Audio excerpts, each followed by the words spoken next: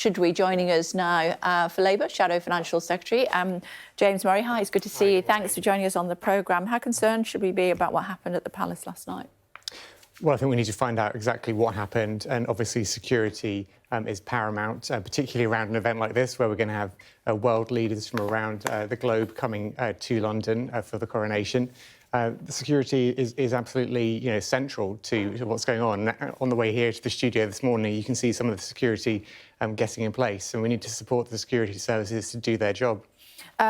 Sat there in the last hour was Tom Tugendhat from the Home Office, a minister for the Home Office, and his boss and the Foreign Secretary have all sat there and all told me that coming over on boats, small boats, is illegal. But this is what he said this morning. Have a listen.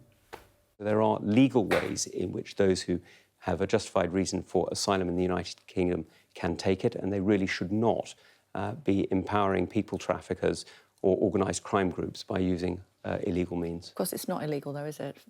Well, the organised crime groups that are operating... That's illegal. That is Crossing illegal. the channel on a boat is not illegal. But it is wrong to subsidise or support in any way organised crime groups, and I don't think any of us would support the idea that we should have organised crime groups profiting from human misery. And sadly, that's what we're seeing in the Channel, and that's what we're seeing in the Mediterranean. But we acknowledge it's not illegal, don't we, to cross the Channel in a small boat? What we acknowledge is that organised crime groups are making an absolute fortune out of human misery, and this is deeply wrong. It's a form of human trafficking that has brought misery to quite literally millions. We see... Is it illegal, though, to get on a small boat and cross the Channel? OK, we see... Is it or not? It's not illegal to be a victim of human trafficking. Thank you. But so it's not illegal. What does Labour think? Well, I think the one thing which I would agree with Tom in that clip just there on is that the problem here is with the human traffickers, with the people smugglers who are putting people onto these small boats, exploiting them, benefiting from them, from the situation financially. And in the debate we've been having in Parliament about small boats and about channel crossings, what we've been saying is that rather than spending money on things like the Rwanda scheme that is unethical and impractical, hasn't worked and so on, that money should go into a cross-border police force to go after. To come across the Channel on a small boat? Well, what the people smugglers are doing should be stopped, and that's the important thing. Is it illegal to come across the Channel in a small boat? Well, obviously, people getting on a boat shouldn't be getting on that, whether it's legal or not. Well, it's a question, and of course it's a reasonable question to ask you. I'm asking what Labour's view is. Is it illegal to get on a small boat and cross the Channel? Well, look, it's what the yes people... No? I'm not going to get into whether that's legal or not, because the point here is to stop people getting on the small boats in the first place. Yeah, and so is it illegal to do it? Well, look, I genuinely think the real point here is about what the government's response is. Why won't you answer the question? Well, we want to stop people getting on those small boats in the first place. Is it illegal to do that? Well, I don't think people getting on a small boat are in desperate situations. Are they acting illegally? Well, I don't know the legalities of whether people getting on those small boats is illegal or not. What we need to do is stop them getting on those small boats, because people are being exploited getting on those small boats. People are then dying in the Channel when they're crossing the Channel, when people traffickers, people smugglers are getting them into the UK. That's what we need to stop. And the whole approach that the government's been taking is to set up the Rwanda scheme and so on, which has been unworkable, unethical, a waste of money and so on. We need to put that money into that cross-border police force to stop the people smugglers in the first place. Yeah, but Labour should know if it's illegal or not to take that action. As far as tuition fees are concerned, we were told that they would be scrapped. Now we're being told by your leader that they won't be scrapped. Why not? Well, look, what's really important to recognise is that the system is broken. What Keir Starmer has said very clearly is the system which, for funding higher education, it doesn't work for students, it doesn't work for universities, it doesn't work for the taxpayer, and we need to change that. Now, what we need to do is come up with a solution, and we will set out our solution in good time ahead of the next general election. He set out the solution in the manifesto, and he said that you were going to scrap tuition fees, and now he's saying you're not going to. That wasn't the manifesto. That was some pledges that Keir set out during his leadership campaign. So as long as it's not in the manifesto, it doesn't matter. Let me be really clear about this. Yeah, so during the leadership campaign for the Labour Party, Keir set out his values, he set out what drives him.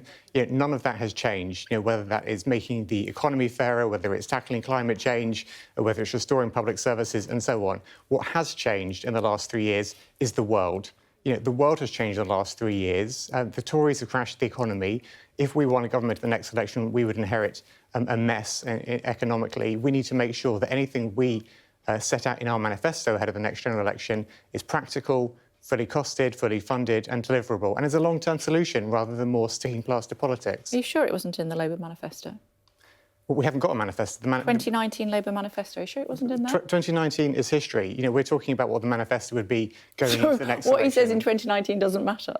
Well, at every election, you know, you set out a manifesto for the upcoming election. You know, you are not tied by the last election. So in 2019 you thought that the tuition fees should be scrapped, but now you don't think it should be scrapped. And I'm just asking you, why should we take any notice of whatever your leader says? Well, there are two really important points here. You know, number one, you know, no party is constrained by the last manifesto when you're going into the next election. You have a manifesto for that election. But the other really important point is quite how much the world has changed in the last 3 years, you know, not least because of what Liz Truss and Kwasi Kwarteng did last autumn, crashing the economy, the impact of which we're still feeling. And it would be the right thing for us to do as a responsible party wanting to get into government, to set out plans which are practical, fully costed, fully funded, and work given the economic context that we would inherit if we won the next general election. OK, so that's the situation on tuition fees. Also abandoning the tax rise plan for the top 5%. What else is he going to change his mind on? Well, you talk about, you know, taxes, and actually what we've been setting out throughout the last few years is the leader making promises that he then goes back on. No, what Keir Starmer... No wonder it's called flip-flop. What Keir Starmer has set out during his leadership campaign are his values, you know, what drives him in politics, and none of that has changed. On any given day? Oh, no. He set out his values and his mission in politics, you know, what he wants to achieve. None of that has changed. You know, what has changed is the world around us, and we now face a situation where the tax burden in this country is its highest in 70 years. What we want to do if we get into government is make the tax system fairer. So you talk about, you know, what changes we might make to the tax system. Let's look at the non-dom tax status. You know, the thing which Rishi Sunak referred to as that non-dom thing in Prime Minister's questions last week. You know, we would abolish non-dom tax status, saving £3.2 billion a year, and we would spend that money in part on an NHS workforce plan. Yeah, OK. So you're very comfortable on that because obviously that's your brief. But as far as, let me just take you back to tuition fees because, you know, you did say that you would scrap them. £9,250 a year is the annual fee at the moment. There are a lot of students were thinking, I like the cut of their jib, I'm going to vote for them because then I won't have to pay these tuition fees. And now you're saying, sorry, guys. But I think you're still talking about an election, a manifesto for a previous election. Yeah. Yeah, but every time, no, but hang on, every time you have a new election, you have a new manifesto. You know, that's the point. You know, we lost the last election.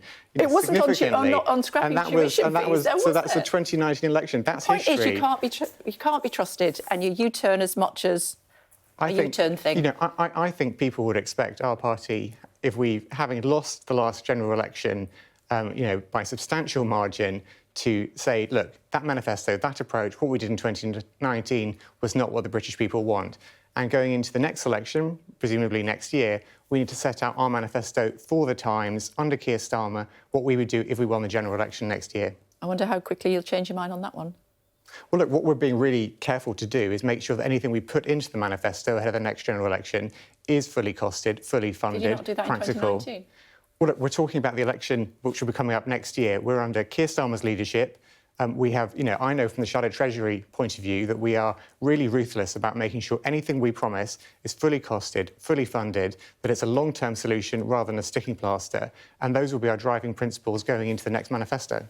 Robust responses as always. Thanks very much indeed. Thank you. Good to see you.